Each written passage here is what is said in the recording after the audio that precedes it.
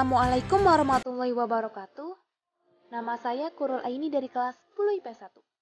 Di sini, Kurul akan menjelaskan materi mengenai penginderaan jauh yang merupakan mata pelajaran geografi.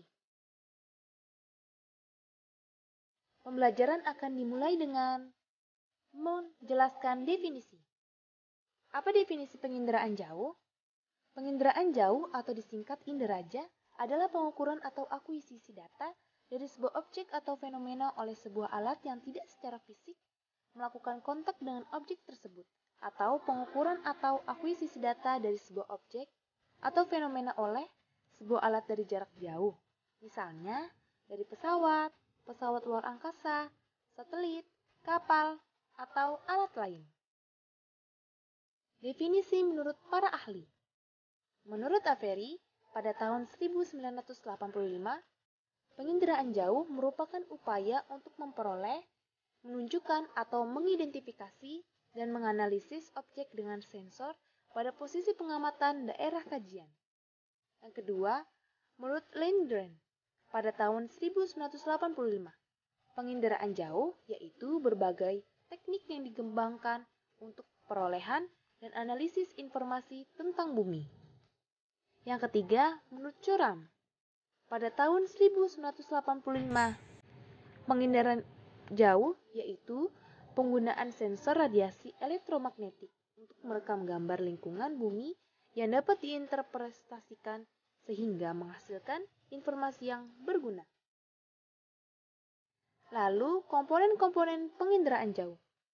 Apa saja komponen-komponennya? Komponen-komponen penginderaan jauh dibagi menjadi dua, yaitu sumber tenaga.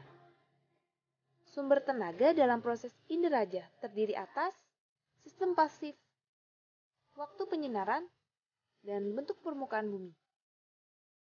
Sistem pasif adalah sistem yang menggunakan sinar matahari.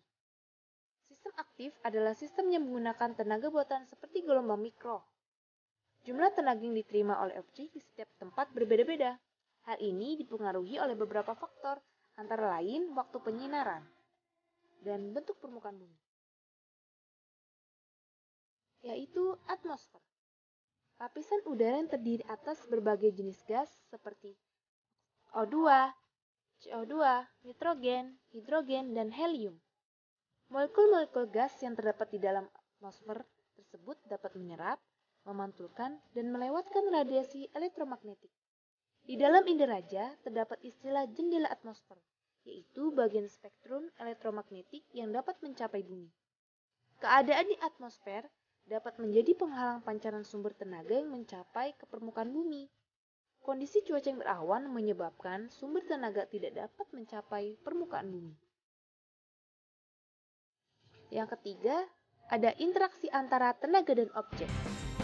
Interaksi antara tenaga dan objek dapat dilihat dari rona yang dihasilkan oleh foto udara. Tiap-tiap objek memiliki karakteristik yang berbeda dalam memantulkan atau memancarkan tenaga ke sensor. Objek yang mempunyai daya pantul tinggi akan terlihat cerah pada citra, sedangkan objek yang daya pantulnya rendah akan terlihat gelap pada citra. Contohnya, permukaan puncak gunung yang tertutup oleh salju mempunyai daya pantul tinggi yang terlihat lebih cerah daripada permukaan puncak gunung yang tertutup oleh lahar dingin. Yang keempat, kita akan bahas tentang sensor dan wahana. Apa itu sensor? Sensor merupakan alat pemantau yang dipasang pada wahana, baik pesawat maupun satelit.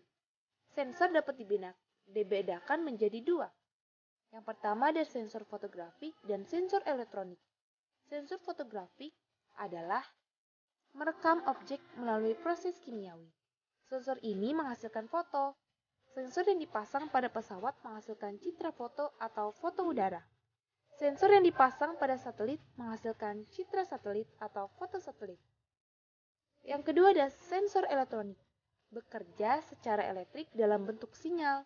Sinyal elektrik ini direkam pada pita magnetik yang kemudian dapat diproses menjadi data visual atau data digital dengan menggunakan komputer. Kemudian lebih dikenal dengan sebutan citra. Ada juga wahana. Wahana yaitu adalah kendaraan atau media yang digunakan untuk membawa sensor guna mendapatkan inderaja.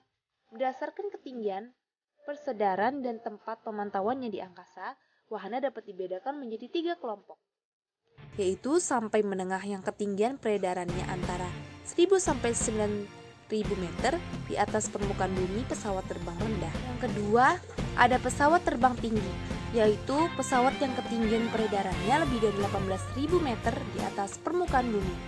Yang ketiga, satelit, wahana yang peredarannya antara 400 km sampai 900 km di luar atmosfer bumi. Keunggulan, keterbatasan, dan kelemahan penginderaan jauh. Keunggulan Inderaja menurut Sutanto pada tahun 1994 yaitu citra menggambarkan objek, daerah, dan gejala di permukaan bumi dengan wujud dan letak objek yang mirip wujud dan letak di permukaan bumi. Relatif lengkap, meliputi daerah yang luas serta bersifat permanen. Yang kedua, dari jenis citra tertentu dapat ditimbulkan gambaran 3-dimensional apabila pengamatannya dilakukan dengan alat yang disebut stereoskop. Yang ketiga, karakteristik objek yang tidak tampak dapat diwujudkan dalam bentuk citra sehingga dimungkinkan pengenalan objeknya. Yang keempat, citra dapat dibuat secara cepat meskipun untuk daerah yang sulit dijelajahi secara terestrial. Yang kelima, merupakan satu-satunya cara untuk pemetaan daerah bencana. Yang keenam, citra sering dibuat dengan periode ulang yang pendek. Keterbatasan inderaja. Menurut ketersediaan citra selar yang belum sebanyak ketersediaan citra lainnya, dari citra yang ada juga belum banyak diketahui serta dimanfaatkan.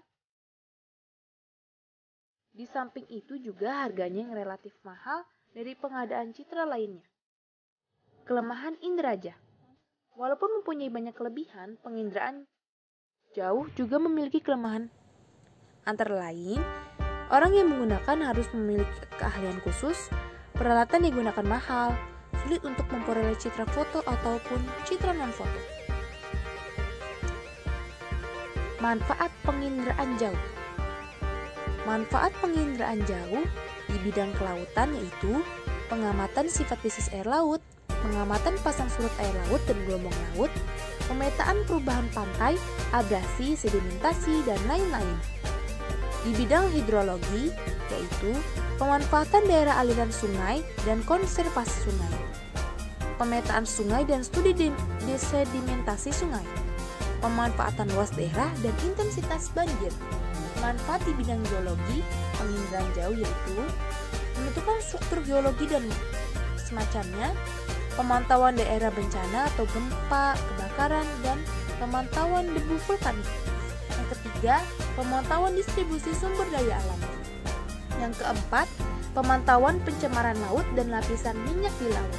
Yang kelima, pemanfaatan di bidang pertahanan dan militer.